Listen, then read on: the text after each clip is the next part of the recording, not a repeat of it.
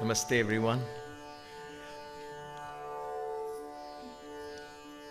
Let's, as always, start with 3 ohms.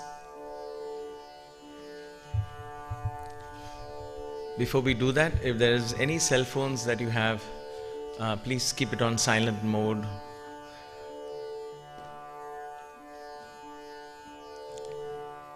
And thank you for that.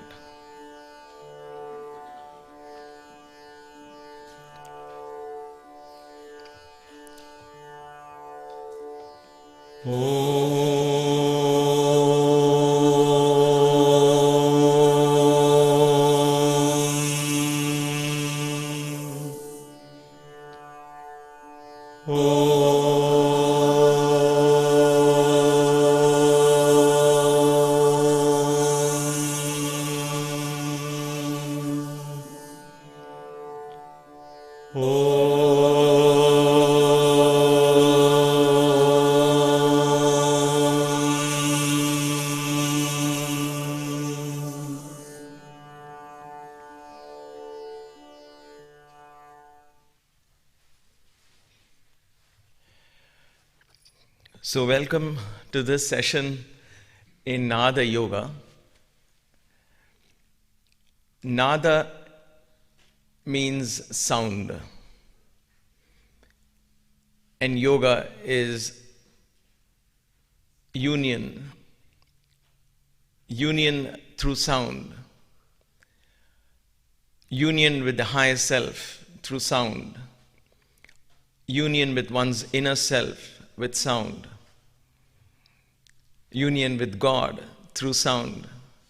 However one wants to interpret it, it is about union and coming together, understanding our connections with each other through sound. We all know the importance of communication. We all know the importance of sweet words, good language. We could hurt someone through words. We could please someone through words. And Baba would often say, many of you, those of you who follow him remember this, he would say, you may not be able to oblige someone all the time, but you can always speak obligingly. Speech is a manifestation of that sound energy within us.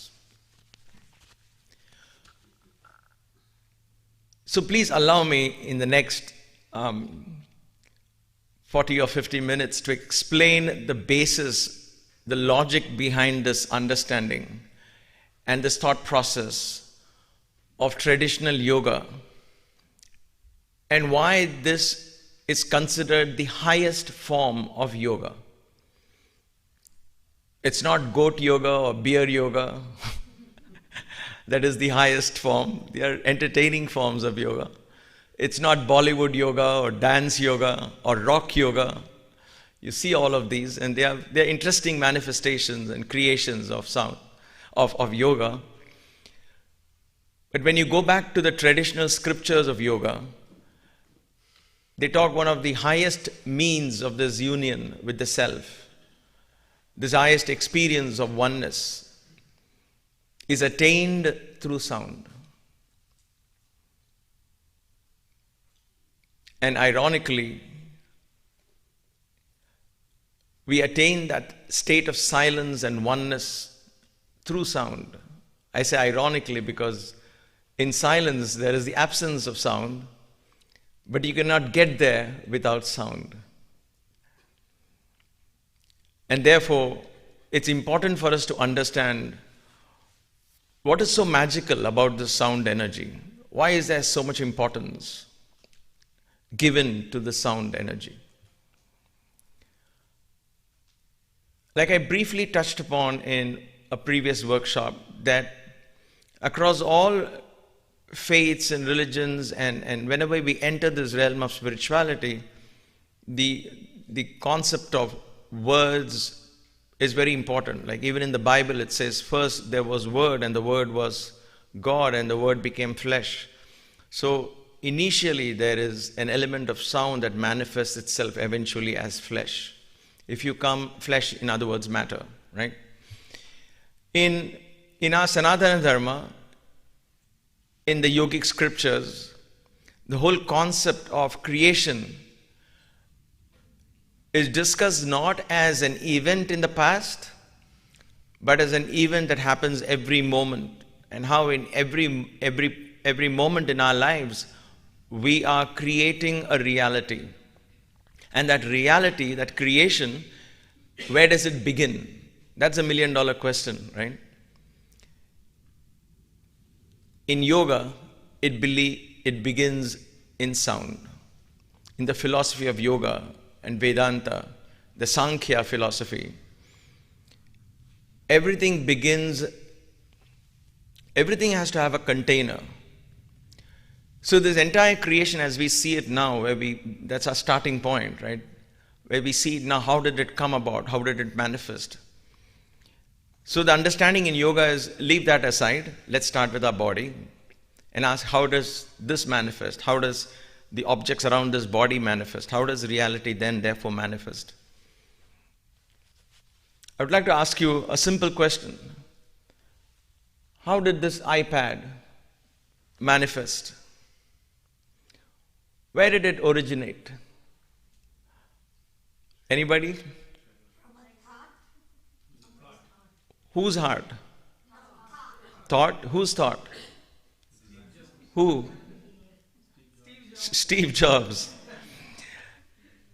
So thanks to Steve Jobs, today we have redefined the idea of music. We can carry hundreds of music files converted it into files, and we can carry hundreds if not thousands of them in a little device that we call phone, right?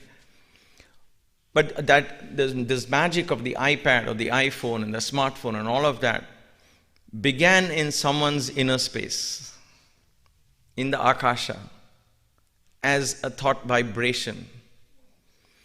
And it eventually found its way into Prithvi or matter. First there was Word, the Word was God, the Word became flesh. So let us not get into a debate of how and when creation began, because it is something, it doesn't matter, however we decide and come to terms with that concept. But the approach of yoga is creation never begins, never ends. Because this is an existence in one particular dimension. There are many dimensions. And when you transcend one dimension, you will realize this never existed in the first place. How is that? It's like a dream. When you're in the dream is real. You're chasing or being chased by somebody.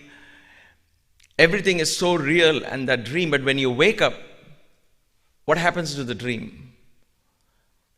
Suddenly it loses its significance. Then you say, aha, that was just a dream. What if there is another state we can wake up to and realize this is also a dream? And therefore in that thought process, the body and all of this is manifestations of vibrations and thoughts. And therefore everything around us, including our body, can be changed, can be modified, can be rebuilt, can be completely restructured through sound vibrations. So just like iPad 1, iPad 2, I don't know if there's an iPad 4 or I stuck to iPad 2 because I just want a couple of apps on this and nothing more. But there are so many other versions, but each of those versions are different manifestations of that inner space. So space in our body manifests in this region predominantly, correct? The throat, the ears, this is where sound vibrates. The sound, when I speak, there is a vibration of sound. When I listen, there is sound entering me, sound coming out of me. This is where I create my reality. I sow the seeds of creating my reality. This is the fundamental belief of the ultimate self-empowerment philosophy of yoga. It lies in this basis that you are the architect of your reality. Every event in your life, every person in your life, every incident, every circumstance, whether you like it or don't like it, whether it's the hardest one to get over or whether it's the one you would love to have again and again, all of that is architected in our inner space and eventually finds its manifestation. If you look in your home, every furniture was in your head, every color choice was in your head, and finally it's manifested.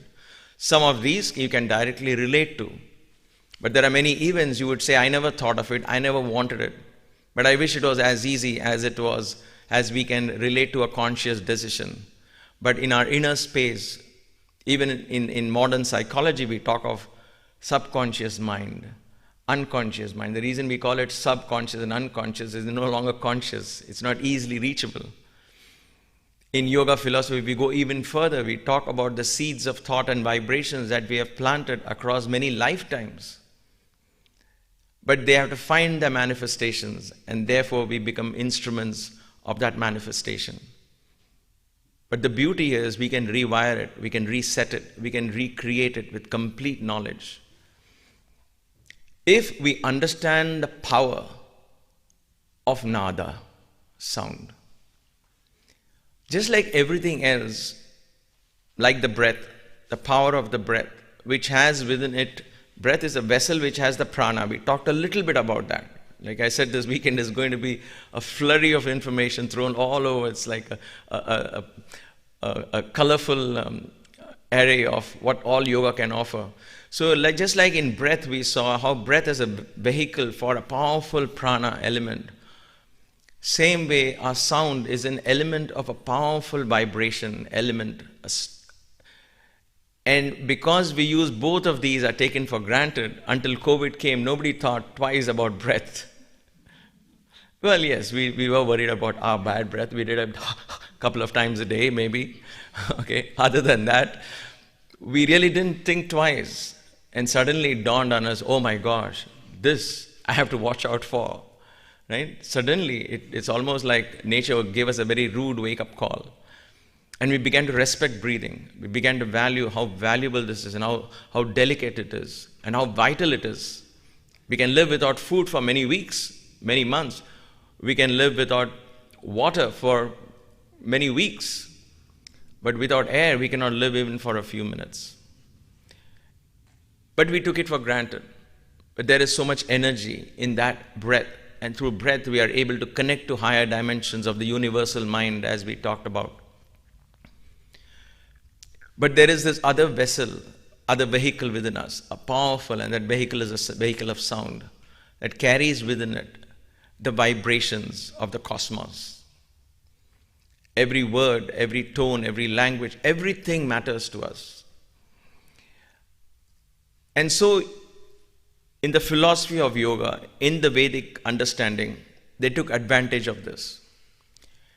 And they came up with, and this is not like a group of people sat down and discussed, what do we come up with? Something new. Let's come up with something new for the new age. It didn't happen like that. We don't know. It took hundreds and hundreds of generations for this to evolve. We have lost track of time when these Vedic mantras and all came up. We don't know. They came up with the most advanced form of education, which today may be considered outdated. What is that? You learn by listening. Seeing was not important. Words were never written.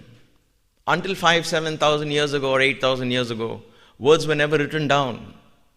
Language was there, very advanced language. Communication was there, very advanced means of communication, but there was no writing, unless it was normal communications and things like that. It was always, lessons were taught only by way of hearing. Shravana.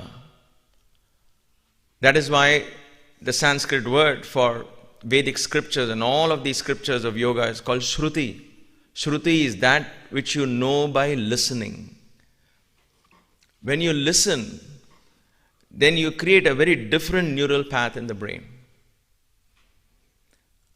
Why is visual learning not so effective? We depend on that today. So it's a hard piece to go back to listening, because it's going to be very difficult, right, to convince. When I present something to you visually, then that vision limits your ability to imagine. If I tell you the story of Rama and Sita, and I tell you the story of Jesus, or I tell you the story of Saint Francis, or I tell you a story of a great yogi, and I start projecting slides and pictures, then I am limiting your imagination to my presentation. It becomes dogmatic. It becomes preaching, because now I'm pushing my idea into you. Think like this. So thus we have influenced generations and generations in the so-called modern education as to how to think. We have stopped the imagination. But you and I, when we were children, and we do that to our children as well, read to us, they say. And they want to sleep, they lie down, close their eyes, you sit by their bedside and read a story. They close their eyes, and guess what? Their world is very different from the pictures in your book. Right? Because they have the gift of imagination. They listen, they create a different reality, enter that reality of prince and princess, and who got stolen, and whose horse was turned into a donkey, or I don't know, all the fairy tales that we all grew up with, right? Red Riding Hood and Snow White and the Seven Dwarfs, and the story of Rama and Krishna and all of that. Our grandmothers told us the stories. We would lie on our lap as youngsters and close our eyes and listen and imagine what it would be. So connection from listening, and that listening forming to thoughts, thoughts being nurtured by the breath giving birth to vision and imagination giving birth to a taste of experience, and that finally manifesting into reality, was the means of education.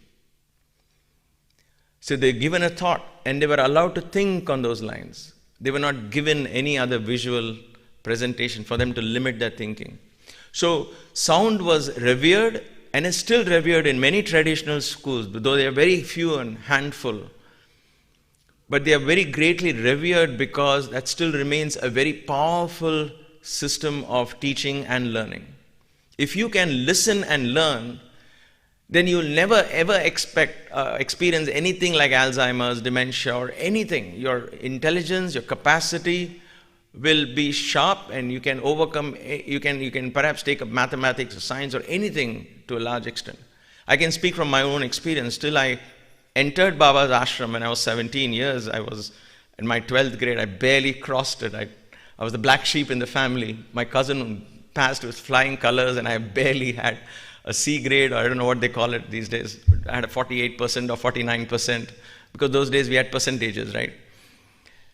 I couldn't even get into any college, and nevertheless I couldn't even get into Baba's college. But it was his grace that he looked at me a week after the college opened. He said, "What are you doing here?" I said, I want admission. He says, "Calm down." And he looks at the principal, and he does this, and the rest is history. But my point is, until then I was slow in learning, for whatever reason. But when I came here, I began to listen to him. I began to listen to the chants. I began to listen to the songs that were sung in the ashram. I became aware. I became mindful. And a shift happened. I could study better. I could read better. And I was passing with flying colors. And my parents and my family thought this is one of Baba's miracles. There's no way he could have done that. But I know now, even I didn't understand at that point, but I know now that when you really truly begin to harness these energies, automatically all the other little things in life begin to fall in place, magically. And so it is with sound. So when we have a thought in our akasha is space, in our inner space, let us say there is a thought. Hundreds of thoughts come and go. So does that mean if I say white elephant now and I ask you all to think of white elephant, will they want just walk in majestically through that door? I know Ravi is getting a little scared. He's like, I don't want any elephant walking in. We have enough repair works to go on, right? So it won't happen. Why? It's just one thought that comes and goes, why doesn't that thought manifest? Why does some thoughts manifest into reality and why doesn't some? That's a question we all ask. It is a question of nurturing that sound. Think of a seed. A seed, hundreds of seeds fall from an oak tree, right? And they get spread, the acorns are spread. But you don't get all of them, don't become 100 oak trees. We'll have a problem, right? Some do, many don't. Every mango tree has so many mangoes, thousands of mangoes, and each mango has a capacity to produce another tree, but do they all become trees? They don't. Some do, some don't. So which are the ones that do? The ones that go into the ground, the ones that get nurtured, protected, and then get nurtured there and allowed to germinate. So what happens is, when a thought comes and goes, Baba would say this, many of us have heard this, watch the thoughts, don't pay attention. It's like you are sitting in your living room, you have a bay window, you have a lovely view outside, and there are kids playing, running up and down, there are people coming up and down. You say, oh, this is a beautiful sight, it's happy to see people. You don't take ownership of those people. You just sit, they don't affect you. Why? Because they're outside your house. They don't belong to you. Now, if your own children are playing, you're like, oh my God, I hope he's safe, she's safe. So when there's ownership, there is a connection, and you hold on to that. When there is no ownership, the thoughts just come and go. So there are many thoughts that just pass by. We don't have to take ownership. If I say white elephant, none of you said, oh my God. We're like, okay, what else? Because none of us even believe that for a second. So when there is no belief that it will manifest, there's no energy, it will just come and go. You ignore it. So that those are those acorns or the mango seeds that just fall. There's nothing to nurture them. But the moment a thought passes and catches our attention, very subtly our breathing pattern changes. So in the creation analogy, from space comes wind. Wind begins to move that vibration because now space is there. Sound vibrations move in wind. So that in our inner space, the way we can relate to that is the breath. The breath gets altered when there is a particular thought that strikes us, where we take ownership.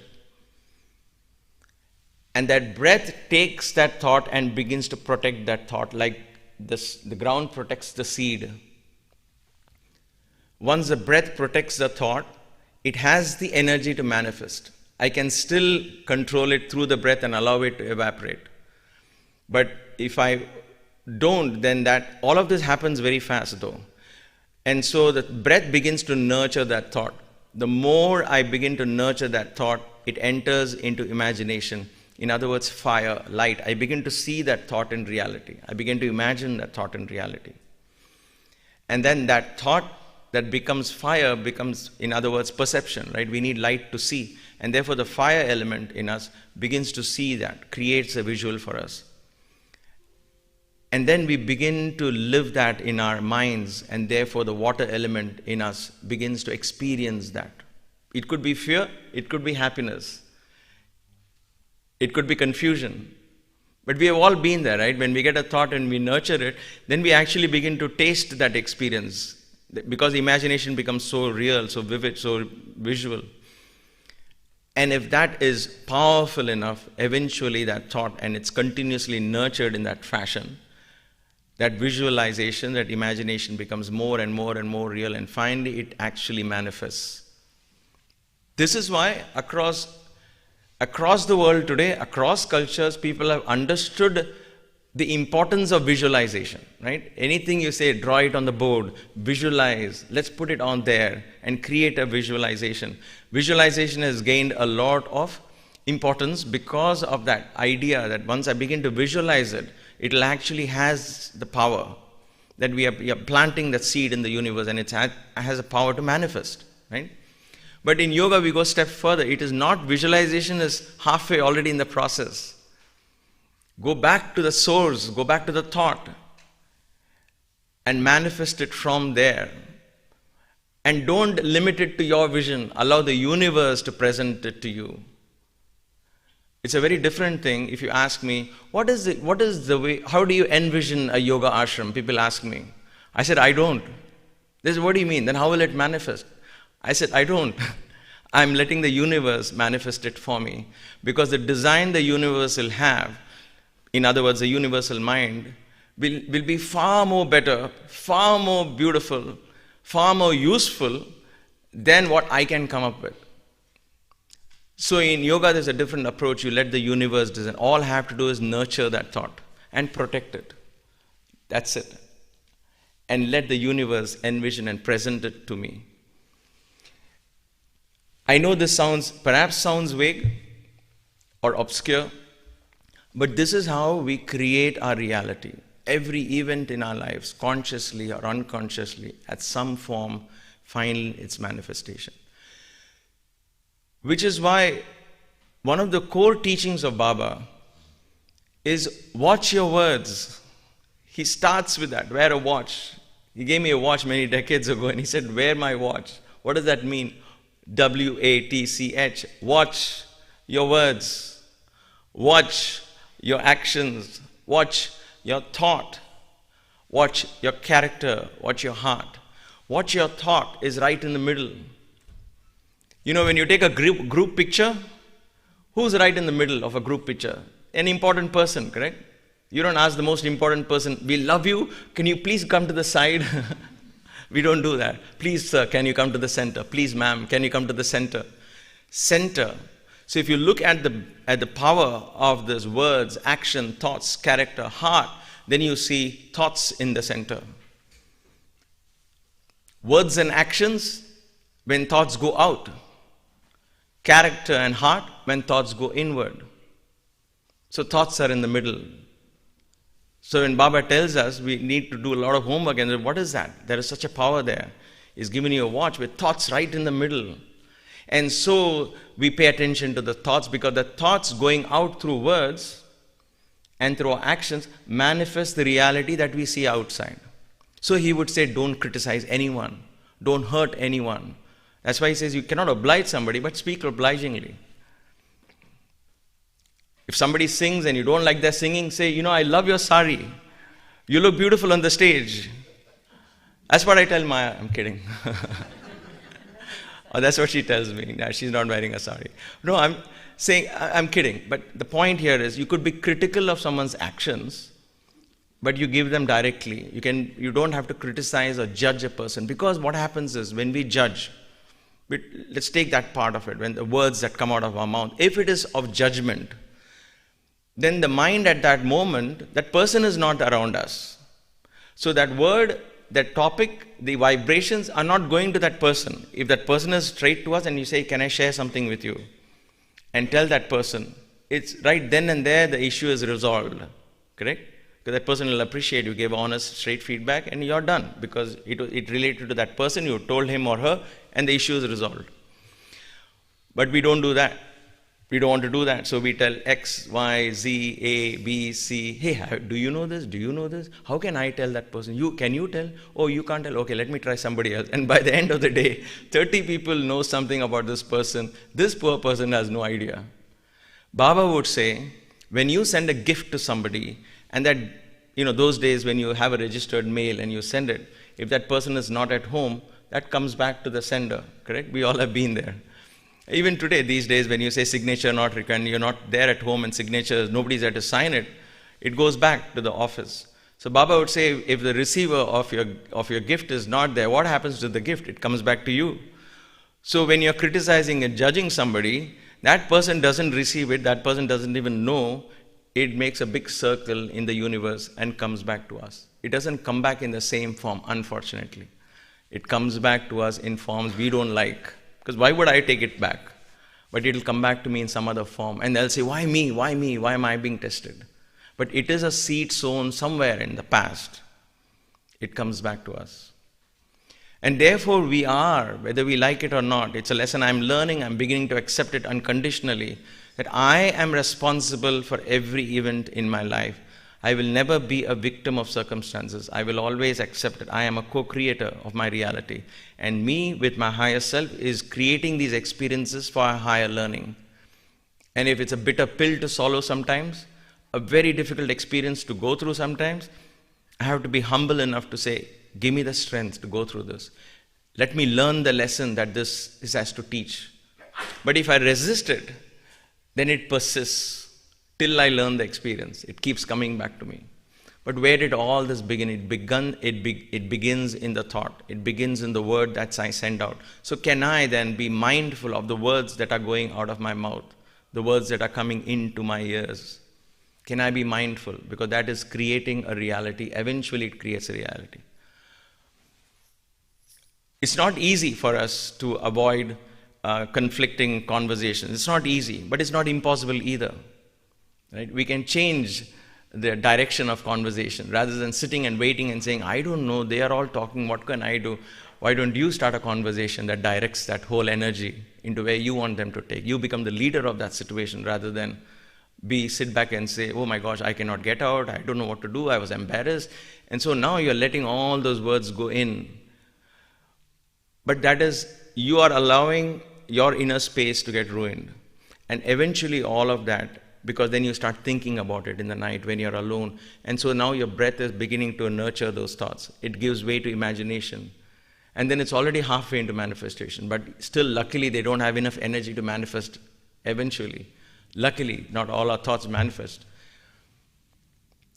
But this is what happens. And therefore, the yogi said, let us harness this energy of sound.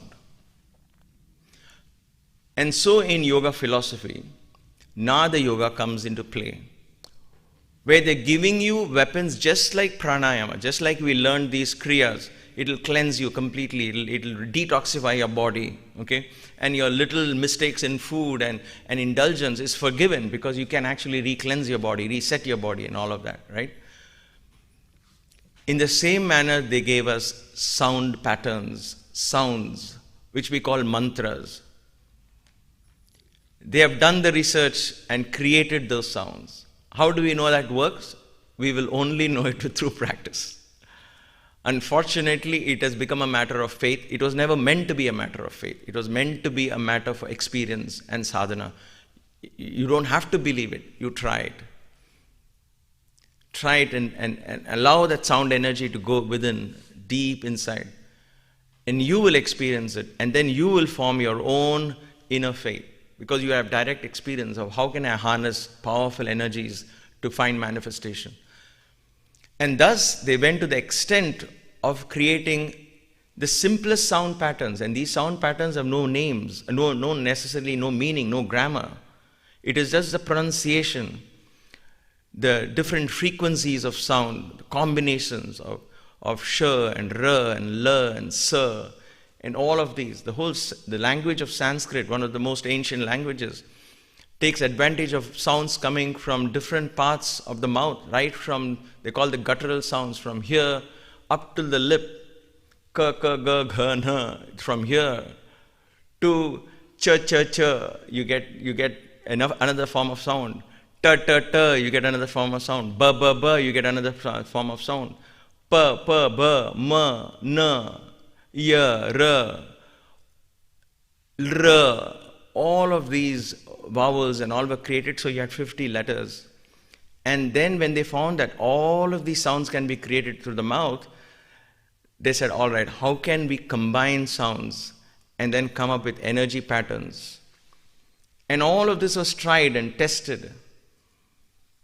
I met a wonderful yogi in Baba's ashram, and we were talking. And I call all of them yogis and sadhus because some of them are just regular people. They will just walk with a pant and shirt or just with a dhoti and a kurta like this. Very simple. No monk dress, and not necessarily all of them. But they were very advanced souls. One of them said, because I asked them, when he initiated me into the Shakti worship, like what is Shakti principle and all of that. He said, Lalita and chant the Lalita Sahasranama, the enormous power and all of that. So when he initiated me into that worship, I asked him, but how does one come up with this? Who came up with this figure of Lalita with sugarcane on one hand, representing the 5 senses and the sweet mind and all of that, right? Everything is symbolic, correct? How does that happen? He says, you think some artist sat and designed and did this? I said, I think so. I mean, who else? Somebody has to be doing that, right? He said, it doesn't work like that. They go on thousands of years, they have experimented with sounds, and then they started fine-tuning the sounds till an energy manifested and actually manifested and personified itself and gave them, this is that energy you're talking about. That is, so even now, you and I can, that is called attaining siddhi in a mantra, activating a mantra. We can actually manifest that energy of the mantra in our consciousness through continuous chanting, mindful chanting, and so on. But when we manifest that, the energy that is within us, latent energy, becomes alive and manifests that form for us. And then we stop chanting, it goes back to its dormant state. That's all. Nothing goes wrong. She's not going to get angry and punish you. All these are, unfortunately, we get caught in that drama of some God waiting, and God is waiting to punish us. In that dimension, there is only love. In dimension of oneness, there is only love. There's nothing else but just love. And so there is no room for that kind of things. But what happens is when that energy comes to life, you attain siddhi in the mantra becomes activated, the energy of the mantra begins to function through you. And that reality begins to set in. You begin to see things. You begin to see that manifestation. We all love abundance, correct? Who doesn't love abundance? What does that mean? Abundance in what? Anything you want, it's abundance. You can have abundance of health, abundance of wealth, abundance of everything. Abundance is just abundance. And they gave us one word. Shreem, Shreem, Shreem. It's too good to be true, right? That's how it is. It's too good to be true. So we'll dismiss it and we'll say, no, hard work is better. I don't know if this will work or not. We won't. But the beauty of just one sound like that, if it constantly hits us at conscious level, we mindfully chant it, and it goes deep into the unconscious and subconscious. The philosophy of yoga says that it will drill into your, it's like a power drill. It drills into the subconscious, unconscious mind and begins to remove all the obstacles that come in the way of Shreem. And all that will manifest is Shreem, Shreem, Shreem, Shreem. But I cannot dictate, oh no, I want only money in the bank. Health and all, money can buy it. I just want only money. Shreem, Shreem, Shreem, where's the money? Shreem, Shreem, Shreem, where's the money? Then I am destroying my own. It's like planting a beautiful seed, a rare seed of a rare plant, and every 2 days digging it to see if there's anything happening to the plant. It's never going to manifest out, right? You have to trust the process. You have to plant it and just observe and play by the rules, if you will, and let nature manifest. The plant might come in, you may not see a rose. Oh my God, so near yet, where's the rose? And then you'll find a bud, but the bud won't open at your time. It has its own charm, its own time, its own cycle. But guess what? The bigger picture is, you did get the rose plant in your garden. Not in your time, but it didn't manifest. It did. All you had to do is protect it and practice.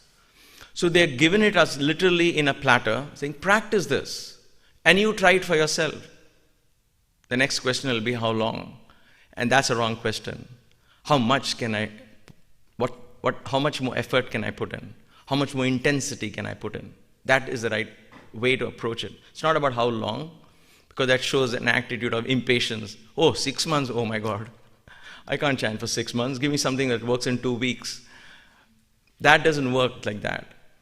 So there are sounds that are created, and there are many hundreds of sounds with different patterns, and there is a whole school and a theory around it. It has been so developed in over hundreds of years and centuries that it's come to a point where it can actually manifest. And so there is, for example, many of you are aware of a Vedic chant called the Rudram, Sri Rudram. And it's a long chant. It's difficult to learn. One mantra is many pages long. Okay, it takes 45 minutes if you really chant it well. But that one mantra is supposed to cleanse the whole body and destroy illnesses. Why aren't people chanting it healthy then? Right? Wouldn't that be a question a young kid would ask today, or you and I can ask that question? Why doesn't it happen? So why aren't therefore these mantras effective? For those of us who chanted, we somehow named ourselves also based on those mantras. So we have so many Krishnas and Ramas in our family. We have chanted those names so often. It is because in that inner space, when it was designed, they understood the cleanliness of that space that needed for it to manifest. So if I practice a mantra, a chanting for, let us say, half an hour every day religiously, would it manifest? Well, one, if I do it mindfully, there's a great chance. What else?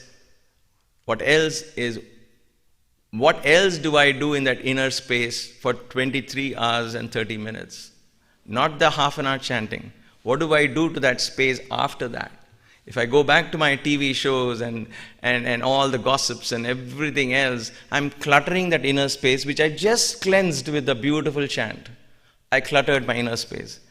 And so that seed has never got a chance to survive because you immediately cluttered. And then next day again you clear the space. You find that peace. And then again it's cluttered. So you could be chanting Rudram for 10 years, 20 years.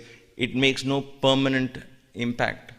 Because I'm not really adopting that and bringing about a lifestyle change, becoming mindful of not only my words, as Baba would say, watch your words, watch your actions, watch your thoughts, watch your character, watch your heart. That means the whole lifestyle has to be around the watch.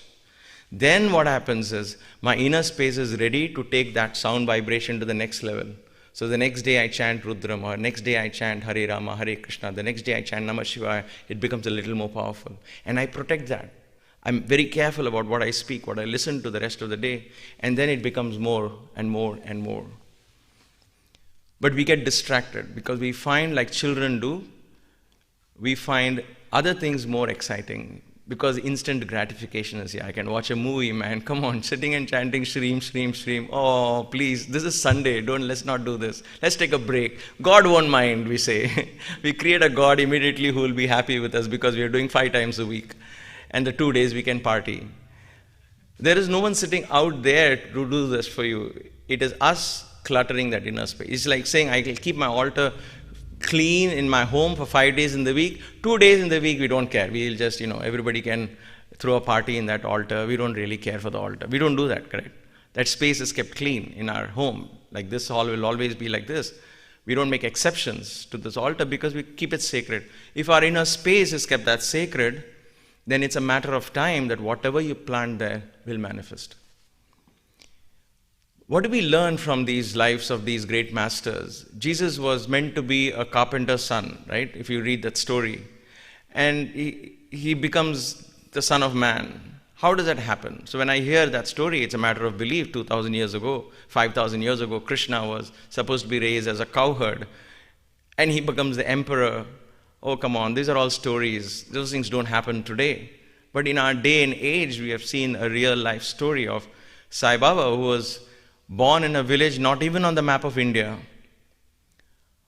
But in his inner space, at the age of 13, he planted that seed. I have come to light the lamp of love in your hearts. A young boy is saying that.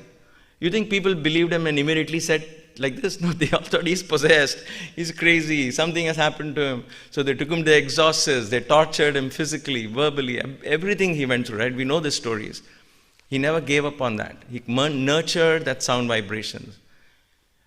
He gave us he's a perfect role model for you don't have to have anything and you can manifest everything you want. And when you have that kind of riches, you won't be chasing anything. His own personal life, like I've mentioned so many times, was so austere and simple. Like I would always joke. I said he would open his closet and say, what color do I wear today? Let's go for orange. Look at his robe. Maybe the next day he'll say, I'm tired of orange. Let's go for a shade of orange. That's all his closet was. Orange, orange, orange. Maybe red. Maybe on his birth. The first time he ever wore a purple robe for our convocation, he was so shy and conscious. We could see it. He was so pink in his face, wondering how am I looking? What is going on here? It He was very childish, very sweet. When he would wear his white and come out for his birthday, he would look at us and say, "Is it okay? Is it looking good? Okay." Because for him, his comfort zone is simplicity, none of that. But people pray and he says, "All right, if you want." What I'm saying is, he never chased anything like that. His personal life was extremely austere and simple. A simple bed that if you turn this side, his foot comes out of the other side, It was a very narrow bed.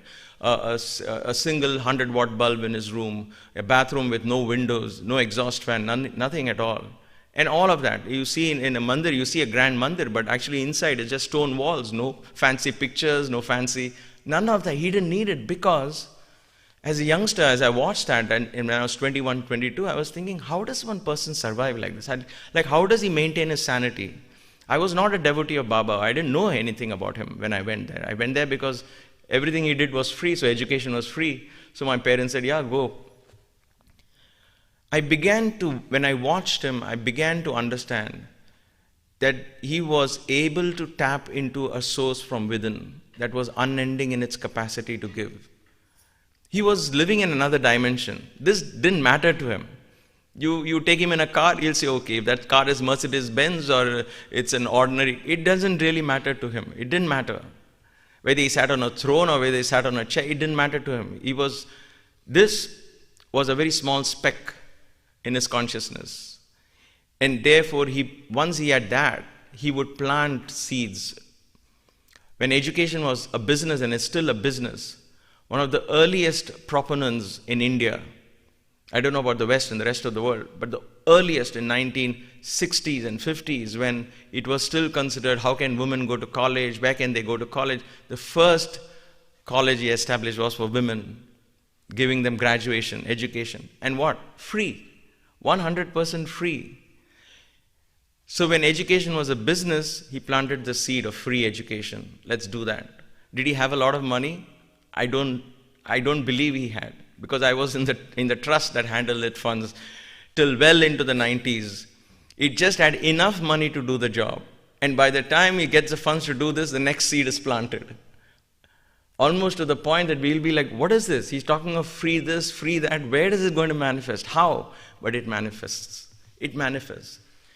And one of the beautiful things he told me one day when I was organizing a big program there and I was so nervous, he said, why are you afraid? Why are you thinking you are the doer? That is your problem. You do what you have to do best, but let the universe work through you.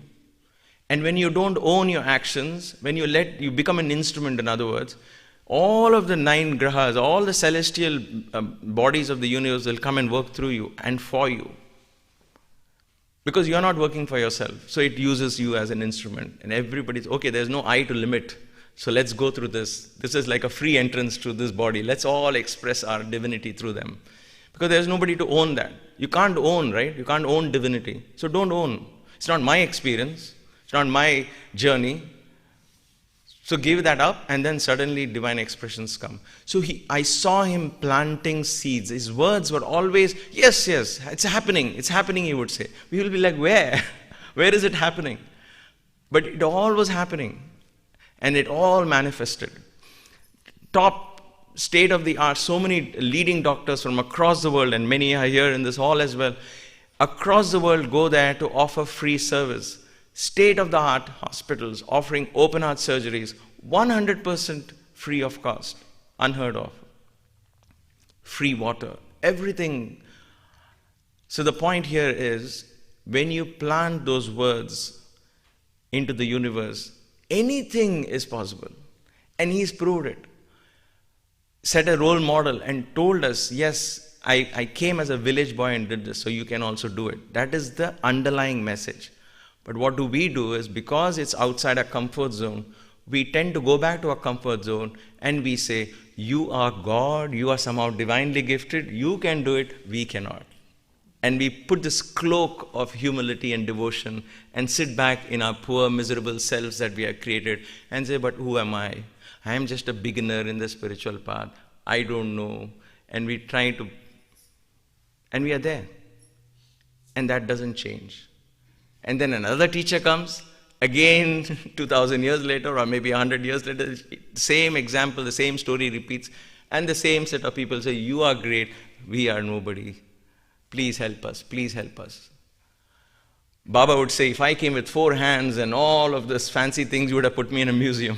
So I just came as an ordinary person who can fall sick, who can die, who can grow old. But yet, look at the quality of life that you can lead if you only open your mind and heart to believing in your inner divinity. So that belief in the inner divinity, that going within and understanding there's something great within me, all manifests in that inner space. If that inner space is cluttered, we cannot plant these seeds, and we are not nurturing those seeds, and therefore the manifestation of divinity in us only remains a matter of belief. It remains philosophy. It remains an exhibition of scholarliness, but it never becomes a reality to us. We don't get that hot line with the inner divinity. We don't get that hotline connection. But if we can use, like we do pranayama, it's like you can do all the breathing exercises. But if your lifestyle doesn't support it, then the effectiveness of the breathing exercises and all of that gets limited to a very small benefit. But if your whole lifestyle begins to support it, then breathing exercises become more and more better. Then it goes deep into your psyche, you build confidence, you become more creative, more imaginative, and so on and so forth. It's the same thing with sound. If I can understand the energy of sound and harness the energy of sounds, become mindful of all the sounds that come out of my body, we only have to be mindful. There is no such thing as good sound and bad sounds. There are sounds that limit our thinking, there are sounds that free our thinking. Languages that we choose, the words that we choose that can limit, and there are words that we can choose that can free us. Conversations that we can have can limit, conversations that can free us. Eleanor Roosevelt says this very beautiful quote, and I said this once in front of Baba, he loved it. He said, put it in your play next time. She says, great minds discuss ideas. Normal minds discuss events. Small minds discuss people. I thought it was a very powerful lesson. To examine the quality of self-talk, examine the quality of the stories that I'm telling people, we have to examine what is the story we are telling people. If people ask us, how are you? Why do we hesitate to say, I'm absolutely fine. Thank you so much for asking, how are you? We'll say, one day at a time, somehow it's going. When you put the words out of your mouth saying, somehow it is going, life will go somehow. But why do we say that? Because in our mind, we feel if we say we are doing good, they might do something and jinx our life. No, let us be humble and say, no, and somehow life is going, If you put out that truth, then that is what is going to happen in our life. Somehow it will go. But even if nothing is there, and you are actually struggling, but if somebody asks you, how are you? By God's grace, everything is happening exactly the way it should. I'm deeply heart-filled with gratitude. Everything is so fine. Everything is wonderful. Then people will want to be with you. How is everything working for you, man? How is it working for you, ma'am? Right? And then when you start saying that, even though apparently you don't see that, it will begin to manifest because you're setting that in motion. You have to believe in that. And so Baba gave us the highest form of sound. He said, start saying, I am God, I am God, I am not different from God. Start saying that. Don't wait for God realization to come to you. I can't say every day, day in and day out, tell myself, I am Sunder, I'm waiting for God realization to come to me, I am Sunder. It can never happen. I have to stop saying I am Sunder. I am God. The real me is divinity. The divinity is here. If I'm yearning for God, I'm yearning for my higher self. Where is my higher self? How can I call out to my higher self? I am that higher self. I believe in that. I am Sat Chit Ananda, truth consciousness, divine bliss. I am the indivisible, supreme, absolute. I, not as Sundar, the I in me. Then that I begins to manifest. And Sundar begins, and everything about Sundar begins small and small. Sundar doesn't become insignificant. It really doesn't matter because now I'm associating myself with a bigger self. Baba would tell us this one beautiful analogy, And then I'll call upon Mangala and we'll give you an example of how these sound energies are so beautifully designed and framed, and we'll sing a couple of them. This journey into divinity will come to a large extent with spiritual practice, but it will always be incomplete if we don't go to the inner space and create these sounds as thoughts. We have to generate vibrations of the highest reality, and the highest reality is everything is within me. Everything that I seek for is within me. The source of all abundance begins here. The source of all divinity is here. How can I go within and seek that? And that's all it is. I just have to learn to go back home. And in my home, everything that I want is there in my home. How do I go into my home? Right? So,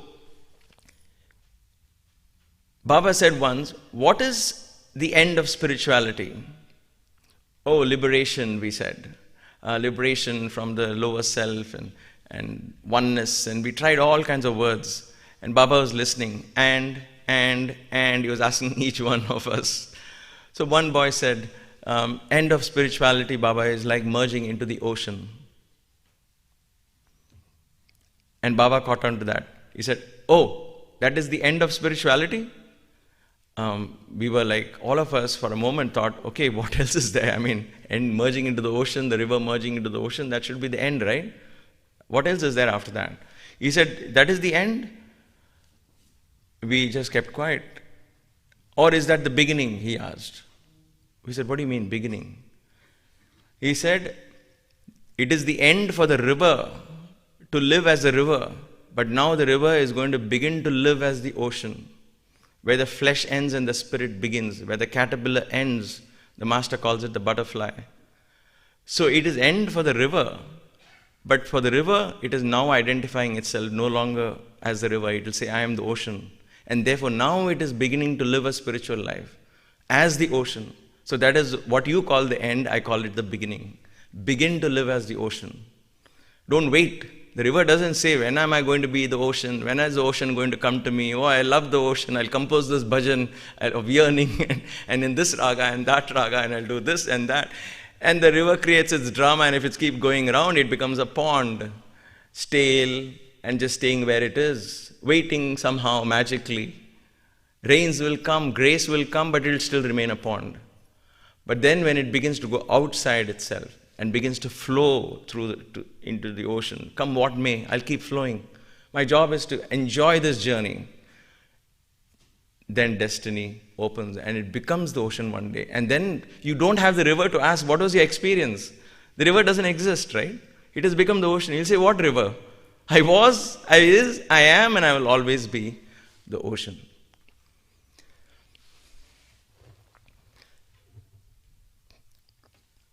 So the I in us, that is it. The journey begins here and ends here. There is nothing outside this. And in that I, we are all connected. Baba would ask us, what is your name? Who are you? I am Sundar. Who are you? I am Hirok. Who are you? I am Sonam. Who are you? I am Kote. Who are you? I am Giridhar. Baba says, I hear only I am, I am, I am, I am, I am, I am. Rest is all your imagination. And that I am is one in all of us. I am Sai Baba, I am Giridhar, I am Sundar, I am. I am. I am. That's all there is. There's nothing else. There is nothing else. And when you think of the I think of the I, you and I are connected there. We are thinking of only one I. We assume it is different. We imagine that's different. And in that imagination, we created little cells, little prison cells. We've all become. So in that thought process of who I am is if I can plant the seed, I am God.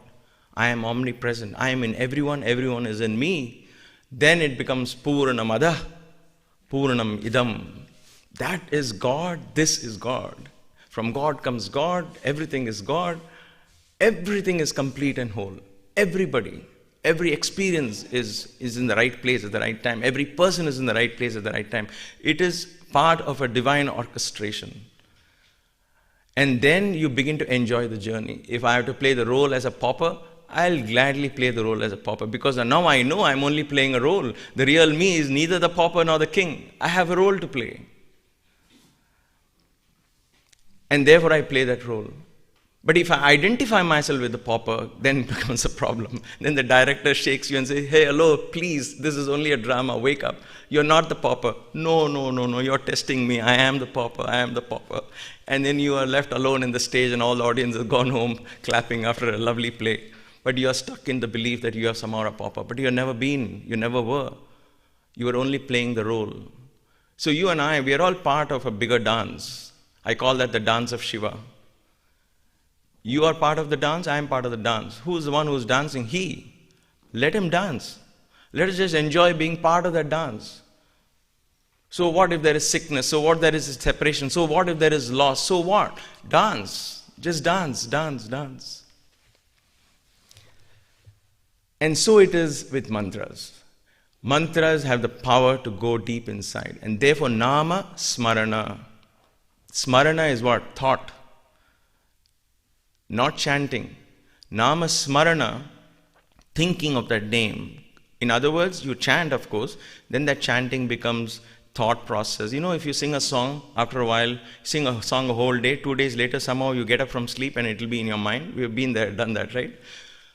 That has become a thought process. That's created vibration. Imagine that if it becomes a mantra and it automatically begins to trigger and that sound vibration becomes alive, then that energy finds its manifestation.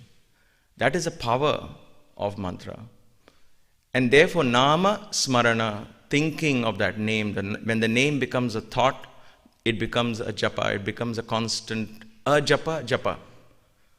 You're not thinking of it as a japa, but it is repeating on its own. When it becomes on its own, then you know that the mantra is activated and it's going to begin to manifest. Then you chant with even more fervor and even more concentration and allow it to go into every fiber of your being. And like Hanuman, then every fiber, every hair will be vibrating with that energy of just one word, Ram, Ram, Ram. Because Ra is the fire element, connects to the supreme self of the universe. And thus you have all, so there's a theory around sound. Every sound has energy patterns. There are female sound energies, there are male sound energies. Not in terms of female and male as we understand, it's not discriminating between the way we understand it in social terms, but in terms of the thought process where the male energy is consciousness and female energy is the one that brings out the energy, the Shakti, and brings out the creation. She has the energy to create. That's why we have Mother Nature, we call it, right? Nature has a power to create, whereas consciousness just exists. Consciousness wouldn't even know it exists unless Shakti comes and says. So the way we understand this is only in terms of analogy. So you have Shiva and Shakti. Shiva is always meditating. He doesn't even know who he is, what he is. His Shakti has to tell him. And only when his Shakti manifests, he realizes, I am Shiva. Otherwise, the I am is not even existing. So Shakti is the I am that reminds Shiva who he is. So without Shakti, Shiva is nothing. Because even he doesn't know he is there. Right? So there is Sat, Chit and Ananda. Without Chit, the experience of Ananda doesn't come. Sat is there. Truth is there. But who is conscious of the truth? There is no I there. Then Chit comes. Chit is a Shakti. Then suddenly truth comes into existence because of Chit, consciousness. And that awareness brings the experience of Ananda. And that is the beauty of that highest principle of realizing that inner divinity. Then life becomes a beautiful journey. That is how Krishna from cowherd became the emperor, Sai Baba from a villager becomes a world leader, and so on with every great person. You see their lives has been about that core belief system that actually manifested through them. And therefore for us to help with that core belief system, we go into Namasmarana. So I call upon my mother-in-law. She is an amazing singer. Most of you know it by now. We sat and talked about this, and we came up with two powerful mantras. The simplest, I always say the simplest are the most profound. In spiritual journey, the most common it is, most everyone knows, is more popular it is, means it is really worth it. Unlike generally you say, oh, everybody is in Amazon has it, I don't want it in my house, I want something unique. In spirituality is different. Mantras that have been chanted for thousands of generations by millions of people across many, many, many generations, it is stored in the Akashic space. So when you chant, you are connecting to the already activated power, energy and source. And therefore suddenly you are now connected to a battery source that will suddenly begin to charge you, much more powerful. And thus it is that we have two mantras. And the first one that I want to share is Namah Shivaya.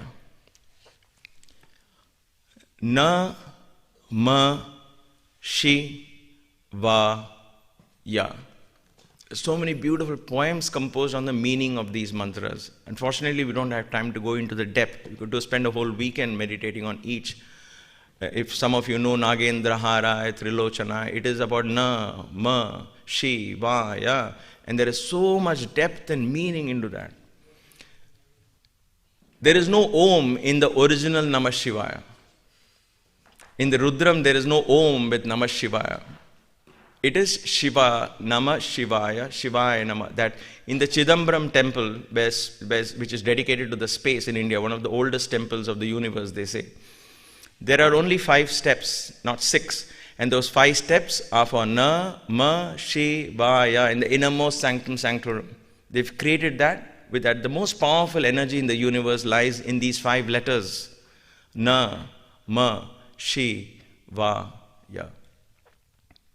These 5 letters are connected to the 5 elements.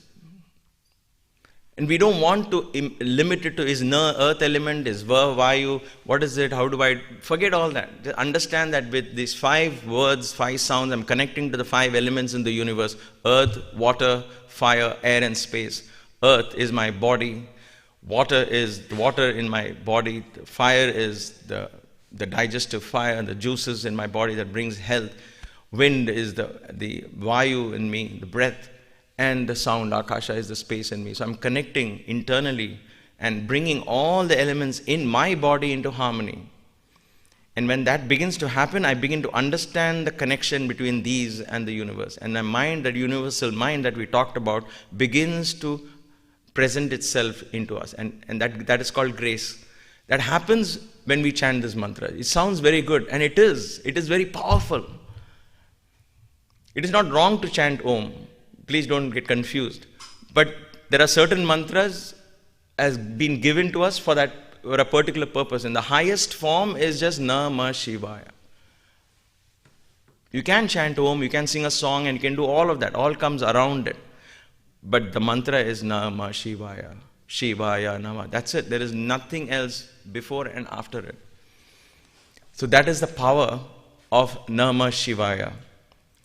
What we want to do is offer this as an experience.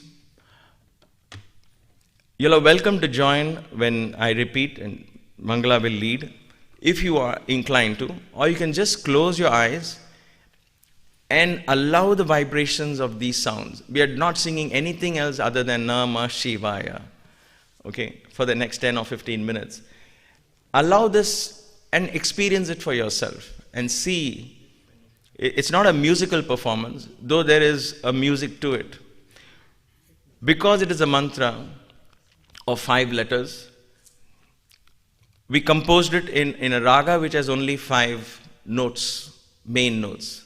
Sare ma pa ni pa ma re sa ni re sa. Sare ma pa ni. Then sa is again repeating, right? So when you compose mantras, certain ragas with 5 notes for a 5-lettered mantra, it has its own charm. And that's why it is called Shiva's favorite raga is this raga, Revati.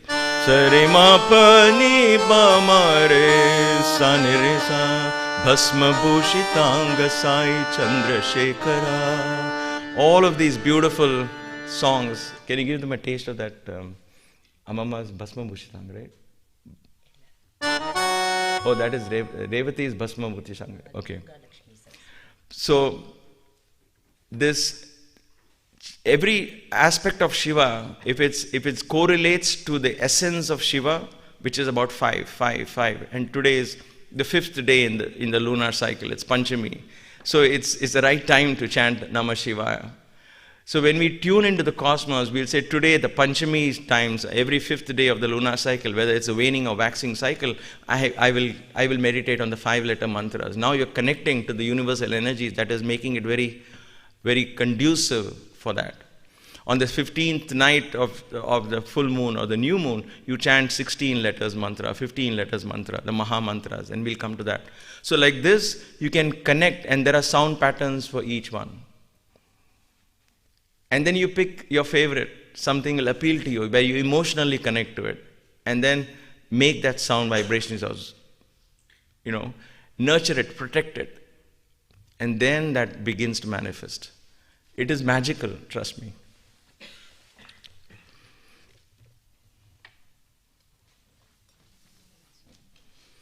So, Brother Ravi, can I request you to just keep the altar lights on and we turn off the main lights so we give an experience. And for those of you who are watching it online, you may not get a visual effect, except of course you can see Baba's altar. I guess we'll keep that. You may not be able to see us, and that's the whole idea. We don't want to be seen. The point is the sound, not sight. So you're all welcome to close your eyes and listen. Give us a few seconds to just make sure we have got everything in control.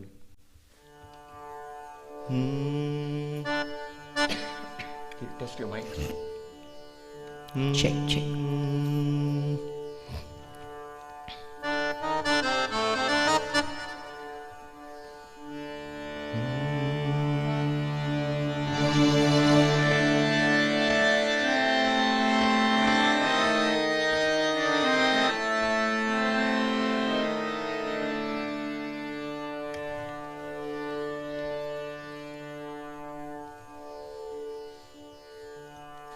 So if some of you are wondering why there were 2 mics, just on a lighter note, before we go deep into meditation, this is connected to this, and I have where there is chorus. So Namah Shivaya, Namah Shivaya.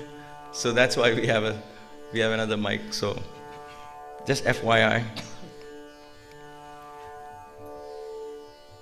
I don't want any surprise element, so I want you all not to get distracted by anything. Where is this chorus coming from or something? So just understand all of this. And when you close your eyes, we can just lose ourselves in the beautiful chant.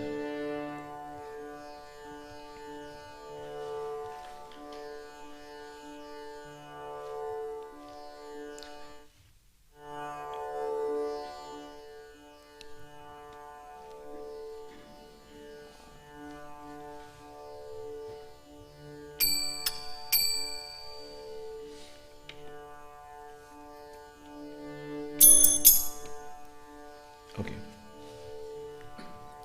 Start with 3 ohms.